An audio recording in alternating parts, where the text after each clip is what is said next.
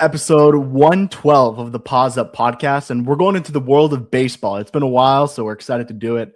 I'm Kevin Brawl with my friend and co-host Jake Gibson. Jake, how are we doing? And I'll let you introduce our guest. Yeah, absolutely. You know, we've been so locked in with football, Kevin, these past couple of months. It's nice to have change of pace episodes. We did that last week with Tyler Gallo and Lucas with basketball coverage. Now it's time to get into baseball a little bit, and who better to bring on than Cole Cleveland, outfielder for FIU Baseball, had a stellar freshman campaign, earning all conference honors in the category. Cole, how are you doing, my friend? I am great. Thank you guys for having me.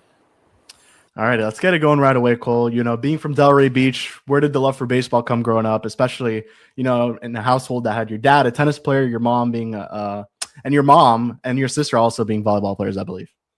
Yes. So the love for baseball came just from the family loving sports. You know, like my dad, he did play tennis, but he also played some baseball. Mm-hmm. And you know, no matter what happened, I was gonna play some type of sport. So that was my childhood. I was always in a sport, and playing all these different sports: basketball, football, baseball, and baseball just stuck. I just love it. So yeah. So your time at Calvary Christian Academy, you netted your ranking as the 15th best outfielder and 53rd overall player in the state of Florida for the class of 2024. What were your thoughts on those rankings at the time? How did you feel about those as you're going through a recruiting process, and just take us through your high school journey? Yeah, Calvary was amazing. I actually went to St. Andrews my freshman year for 1 year, and then it wasn't the best fit for what I was looking for, mostly in the baseball world. I knew it was super important to have a program that was taken seriously, and that was like really invested in the baseball, and Calvary had been known to have a great program. Mm-hmm. And I knew the coach going into it. Some things happened, and there was a new coach when I was going in, like kind of last minute, and you know, we didn't really know what to do, so we kind of trusted God's plan, and then I ended up going anyways. And those 3 years that I was there was really, really awesome. Wouldn't trade it for anything. I had a lot of fun, made a lot of friends with my teammates, and we were a pretty good squad. And then those rankings, honestly, I had them a little bit in the back of my mind, but I try not to think about them too much, and I try to just like go out there and play. But Calvary was awesome. One of the best times of my life, yeah. Well, that's great to hear. And your time in high school sort of ended with, of course, moving over to college. And I'm curious, at what point during your time in high school did FIU reach out to you, and ultimately what made you pull the trigger on the Panthers, even after a wave of offers that came to you? So, the time was the summer before my junior year of high school is when I first talked to J-Ro in Witten, and they came to me. It was during a tournament, and they showed interest. They had conversations with me, and then later on, I was having phone calls with J-Ro at the time being, and then later on, I had my visit where I went to go on campus and stuff, and I went on a few visits, and then here at FIU, I really pulled the trigger here because mainly what stuck out to me, number one, was like the location. Like I really like being kind of close to home, for being from Delray, about an hour drive, which is not bad at all, and then the family can come to the games. And then the coaching staff, like Drawleman and Witten, I loved because they were kind of new at the time, and I loved their vision for what they wanted to do with the program, and I wanted to be a part of that, and I loved the way that they were like looking forward to the future, to rebuild, to what they wanted to do with the program, and I wanted to like be on board with them and what they were doing with that. So yeah. I curious. I believe there was like some showcase camp you went to, and after that, the offers started really coming in. What made you stick with FIU at that point? Because I know to bring you in was certainly a huge win for this program. Were there some juicy offers from certain schools? I think. Well, a little bit of interest here and there. Yeah, you're right. not an offer necessarily, but Okay. but I stuck with FIU definitely because, well, number one, they were like the first ones to show interest in me, and I wanted to honor that in the coaching staff that I made a commitment to, and I wanted to stick with them. And I thought, this program is a great program with great coaches, and I can develop here as a player, and I know I'm going to love it. So I stuck with it. Yeah. Well, you're a South Florida kid, right? I don't need to talk to you about the culture shock of moving down here. That doesn't apply to you. But what were your first reactions to the campus, the facilities, as well as some of the first players and coaches that you got to meet in person? Well, you gotta love being here in Miami. It's Of course. the weather is unbelievable. I'm from here, so like I've always lived in it. But like Whit talks about in practice sometimes about, like, especially in this time, like we are like one of the few teams that can practice like outside and in the nation. Like there's so many other teams that like they're forced to go inside just because it's the weather's. And just grateful to be here in this weather, and then the facilities are great. Got everything you need here. And the first people who I interacted with, definitely the coaching staff. J-Ro, he's great. He's like, connecting right away, making conversation easy. When I'm a nervous little freshman, it's like easy to talk to J-Ro and some of the guys like Hector and things like that. It was great. Yeah. Well, I think when you got here, you got hurt pretty early on during, I think it was the spring, the fall. And then I think a little during the spring. How tough was that to manage, especially just coming in, being a freshman? Just how tough was that for you? And especially then just trying to get back into the swing of things. Yeah, it was actually very tough. First, it was my ankle.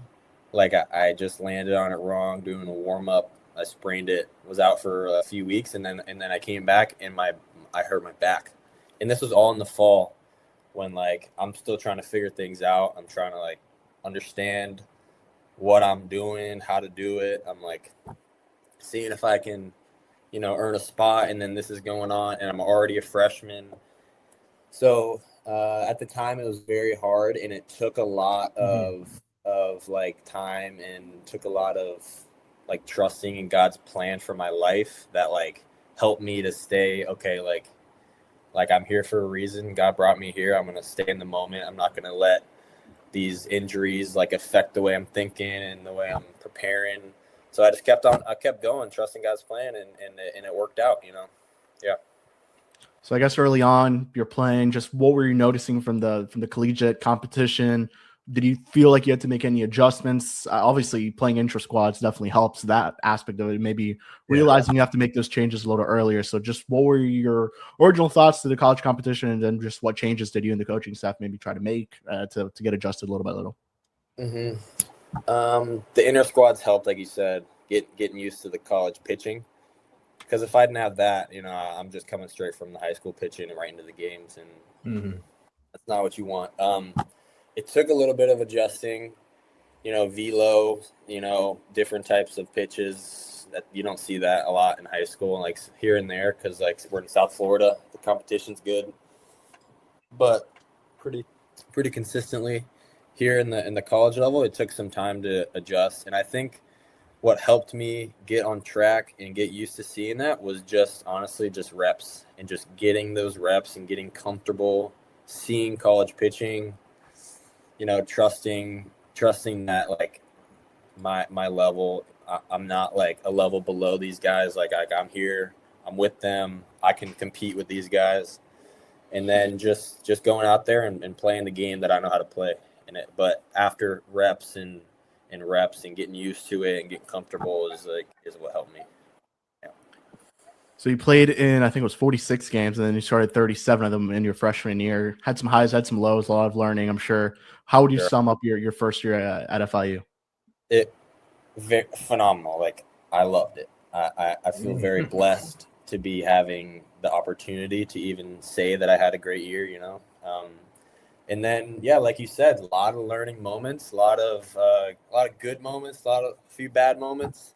But without those, I'm not gonna be the player that I can be this year without like some of those bad moments. Like being able to learn, being able to respond to some of those moments. Like a mature player going through that my freshman year was a blessing because, like, most people might go through that their sophomore, junior year, and I got to be able to learn those things in my freshman year, which is a big blessing. Yeah. There was a lot of seniors on the team too, so I'm sure they definitely helped you out. And how big was that, having guys like Brylan and Kish, that kind of played your position too with Kish, and I think Austin Deering, I want to say, last year as well. So just how big were those guys and helping you, throughout the year and kind of learning from them? Yeah, definitely guys like AD like helped me kind of adjust, and even Hector, like just some older guys, helped me adjust to just what it was like to be a college baseball player and an outfielder, like things like that, like just being able to adjust as like I was one of the younger guys. They'd been through it, 3 or 4 years already, and they kind of took me under their wing a little bit and showed me the way. I'm very grateful that they were there last year. What are you most proud of from your freshman year? Most proud of. What comes to mind is being able to, like, one of the home runs that I hit was the conference tournament against Kennesaw. Oh yeah, and it kind of to be in the conference tournament and help my team like that, especially in the conference tournament, was like a moment that I was like, I was very proud to do that. Yeah. That game was electric because B West had the first pitch of the tournament homer, and then after that it was unbelievable. That was awesome. Now, I don't know about you two, but I do find it crazy that a true freshman can start in 37 games in a season. It just seems insane to me.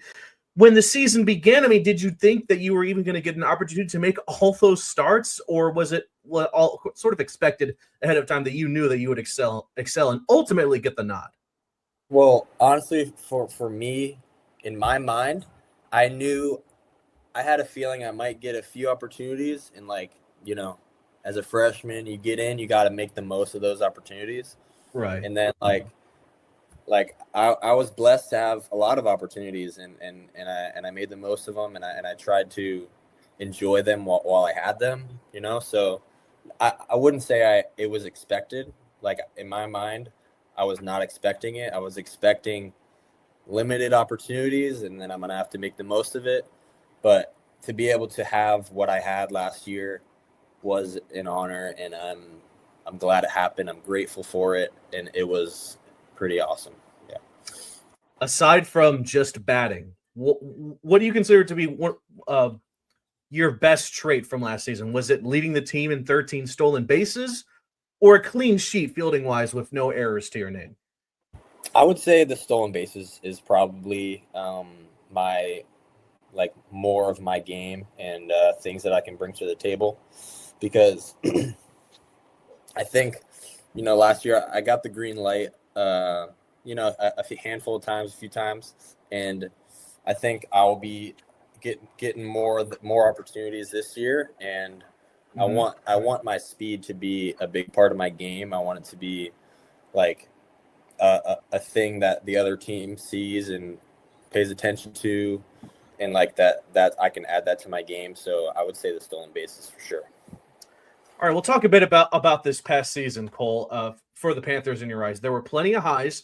There were a few disappointing lows here and there, but overall, a 31-27 record and a W in this USA tournament feels like a step in the right direction for FIU. Mm-hmm.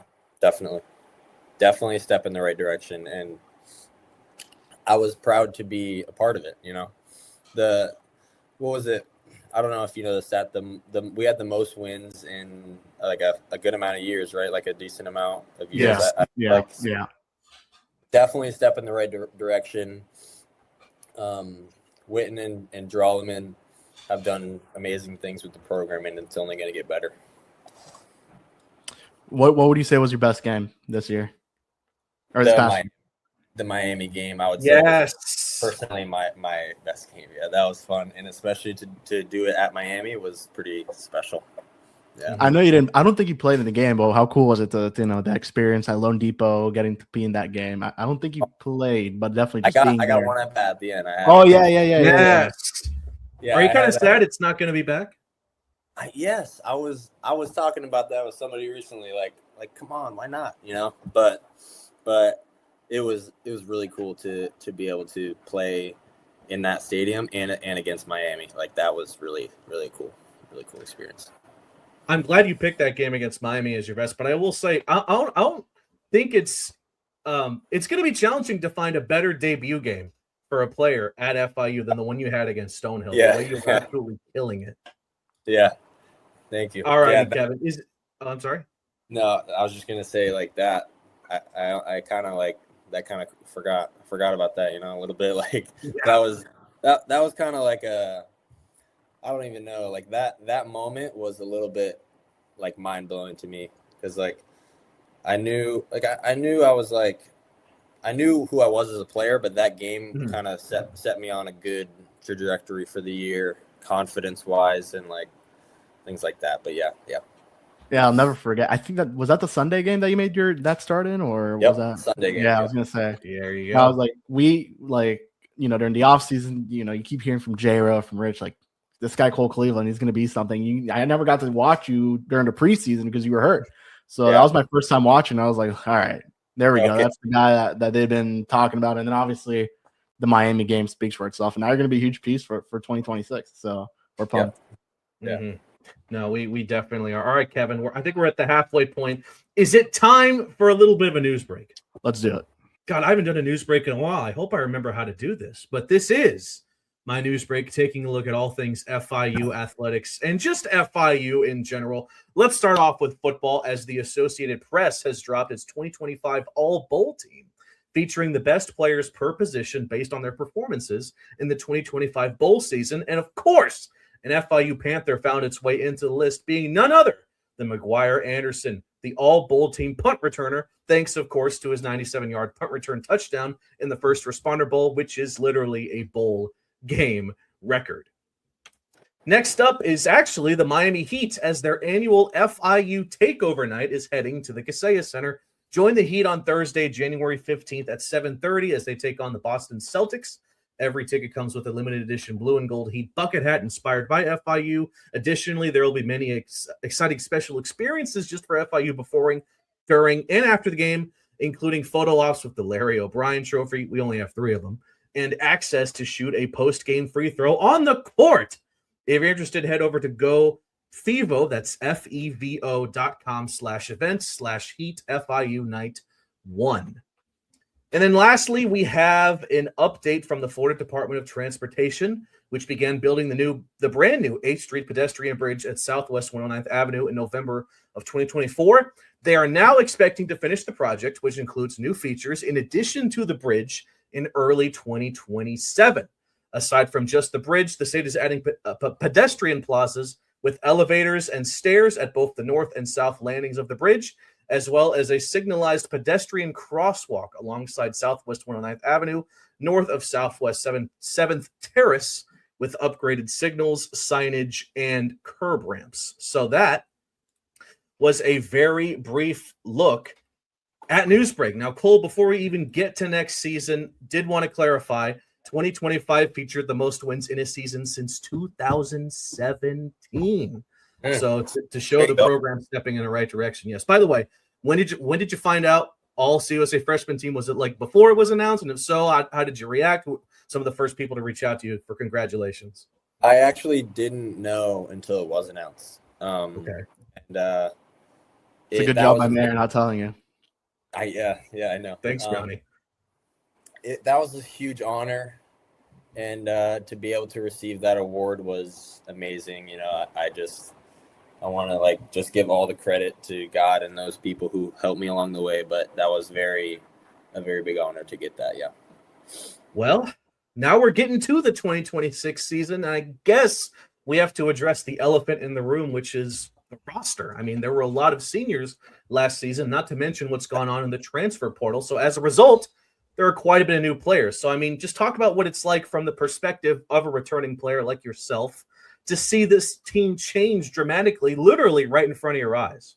Yeah. It's special because this group is a special group of guys, and they are very, very fun to be around. And just from my experience, I feel like this year's group of guys is closer, is more connected. Like we're with each other more often, like, outside of the field. And it's just, I love this team so much, and I'm excited to see what we can do this year. Even with all the changes to the roster, Rich Witten is, of course, back, despite rocking a brand new stash with we have all noticed. But what's been the message from him to you and the rest of the squad as far as general expectations now that we're getting closer and closer to opening day? Yeah, he has just been great this fall, especially, and he the other day was talking to us and just reminding us of how talented of a group we are, and really how much that he believes in us as a team. And that's huge coming from a head coach, to be able to say how much he believes in us. And then he was talking about the conference tournament and the regionals and the supers, and how like, if you think about it, it's only like a certain amount of games you got to win. And he like kind of was like pouring out belief onto us of how he knows we can do it. And it's great to have a coach like that who believes in you as a squad. And I'm just excited for this year with him. It's going to be great. Part of this offseason was going to the Keys. How was that? Yeah. Oh, that was so much fun. That game, it was long. It was a long game, but it was so fun to be there with the guys and to play against another big school in a place that we're both not from. And it was so much fun to play in the Keys. And I'd never really been to the Keys like that. So that was also a cool, like, little vacation thing. So, yeah. That game was crazy, right? It was like 12-10 final score. We had like a lot of runs. I think it was like we had like 20 something runs. Okay. Yeah, it was like a 12 inning game. So we were just racking them up after a while. Yeah. Talk about some of the new guys that are on the team. What are your thoughts on, I guess you're more with the position players, but you also obviously face these pitchers. So what are your thoughts on some of the new guys on the squad? I love the new guys. I think we have great additions to the team. The staff, I think our pitching staff is deeper this year. I think we have like more good pitchers, like in a sense of like deeper guy, like how deep our pitching roster is. And then our hitters, I think as a hitting group, we are more like scrappy in my mind of like we may not like there's not just a few guys who can hit homers and then other guys who are like that. Like I think everybody in my mind is like a pretty complete hitter, and we're gonna like have tough at bats and get on base and draw walks and steal bases. I think it's gonna be a fun, like, exciting group of hitters. So I'm looking forward to it. Then on top of that, just what are some of the things you've worked on so far this offseason, maybe some fine tuning, and what have the coaches kind of told you throughout this offseason? My biggest thing I'm working on this fall and even now is like being able to add bunting to my game, like being able to like I can stand up there and let's say I can swing it, but like being able to add like a bunt for a hit in there could be a really big part of my game, and I've been trying to add it into my game. And like in the fall scrimmages, I like would every game, once a game, I would try to bunt for a base hit just to work on it. And I've been trying to add that to my game for sure. I feel like the bunt, like no one bunts anymore. So I'm glad. I'm surprised to hear this, but I'm happy to hear it too, because it's obviously a way to get on base if you're fast like you are. So yeah, being able to do that is definitely gonna give me more hits, and like if the shift's on, to bunt right down the third base line, free hit. another thing I've been working on is being able to adjust better with 2 strikes. Just my hitting kind of like approach mindset, just like a shift in that aspect. So yeah. Convenient timing, the recording of this episode, because only a few days ago the 2026 schedule actually dropped officially. So just take us through your thoughts on some of these non-con matchups, including hosting teams like Villanova, Holy Cross, and Boston College, an ACC school, while heading to Gainesville for a 2-game series against the Florida Gators. I'm so excited to go to Gainesville to play that. Like, I'm just really pumped to be able to go to UF and play a 2-game series. Is going to be electric. So I'm looking forward to that. Playing Boston College is super cool too. Another ACC team to our schedule. I think the better teams we play, it's just going to be more fun. So I'm just really looking forward to that. And then just the UF game is going to be awesome. So, yeah.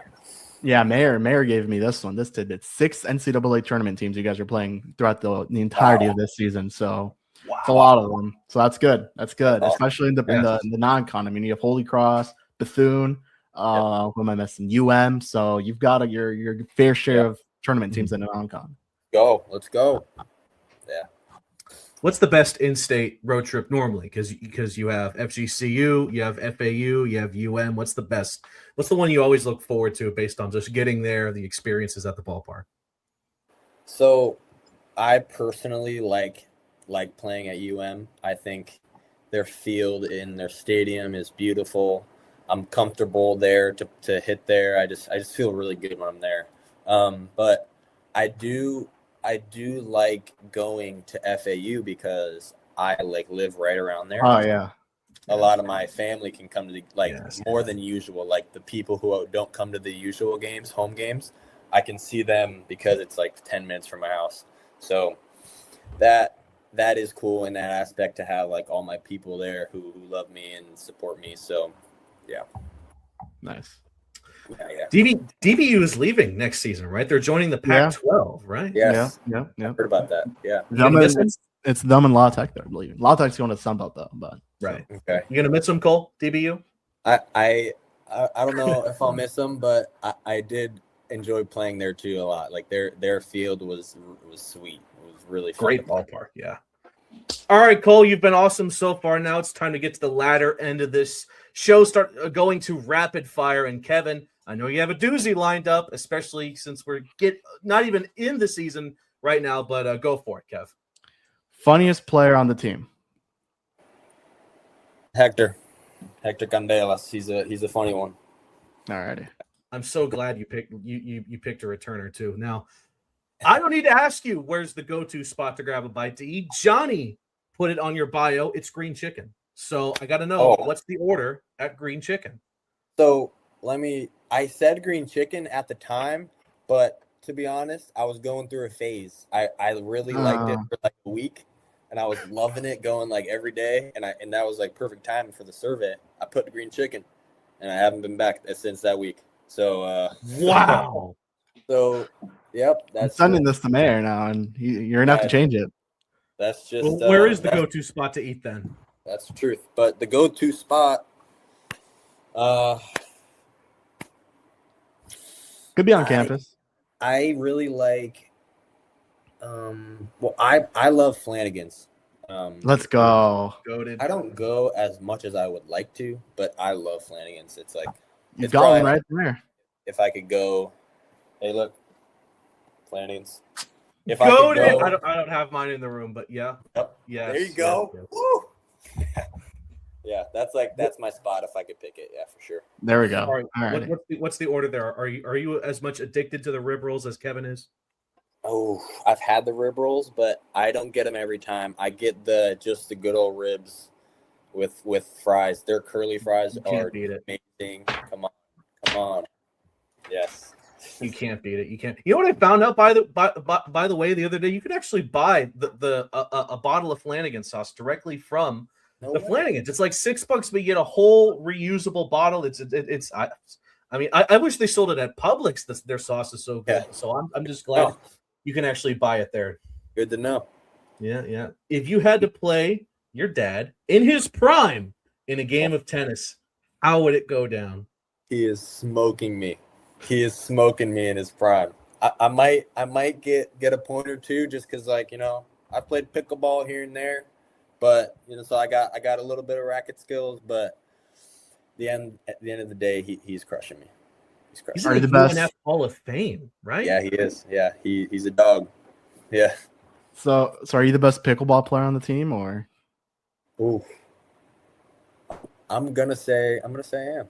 I'm gonna go out and say I'm the best on the team. I love it. Yeah. All right. I think this question answers. I know the answer to this, but favorite FIU jersey. Ooh. Favorite FIU jersey. I think I know what you're gonna say, but it's not the Vice. If you're yes. Okay. I like the Vice. Okay. The Vice is good. It's not my favorite. I would say my favorite is the blue pennies. I really like the blue pins. I think they're classic. They fit well, and I like them. I like them. Yeah. Last year, I don't know if it was your guys' choice, but like the baby blues were not worn, I think, at all this last year. Not one time. Not once. And also another uniform I think is really cool is the blacks, but we didn't wear them last year either. I don't think we had enough of a certain, I don't know if we had all the numbers or something, but something didn't work out where we couldn't wear them. But I've seen those and I think they're really cool. They wore What's your favorite jersey, Kev? My favorite? I like those baby blues, but I know the pants I've heard are terrible. They don't have they don't even have like the thing for belts, so you just have to wear them. I was told they're pajamas. Yes, that is right. Now that you say that, yeah. That was what Ryan Guido was telling me, and I was like, oh, okay. I know they've done the baby blues with the white bottoms, but I like the white pinstripes. Yeah. Mm-hmm. Yeah, I was about to say my favorite baseball jerseys, not just FIU, just across baseball it's always going to be a white pinstripe. Yeah. And FIU has a damn good one. So yeah, we do. Yeah, we do. Any more questions, Kev? No. Let's wrap it up. Then I'll turn it over to you, Cole, and ask you one more thing. If you have anything you'd like to say to the fans, to FIU, to anybody in particular, the floor is now yours. Oh man. All right. Let's just say to my family, I love you guys so much, and I appreciate the way that you've poured into my life and helped me get to this spot. And I would like to shout out the coaches at FIU, the way you pour into me and love me, and just give a shout out to my Lord and Savior Jesus for saving my life and getting me where I am right now. Wouldn't be anywhere without you and your goodness. So yeah, that's it. Amen. Amen to that, Cole. Again, thank you so much for spending some time with us. And of course, we wish you and the rest of FIU baseball the best of luck this upcoming season. Thank you. Thank you all for having me. I really appreciate it. And be sure to tune in and to go to opening day because it's going to be fun. I'm sure there's going to be plenty of festivities. That is on Friday, February the 13th at 6:00 against Villanova at the FIU Stadium. Paws up. Absolutely. Kev, 113, we don't know yet, I think. Or like, what sport I have an idea. Next? I have an idea. I think we're going back to football, but we'll see. Ooh, well, it's always topical, but we'll get to that when we can. So for Cole and Kevin, I'm just saying thank you all for watching and for tuning into the Paws Up podcast every week. And until next time, Paws Up!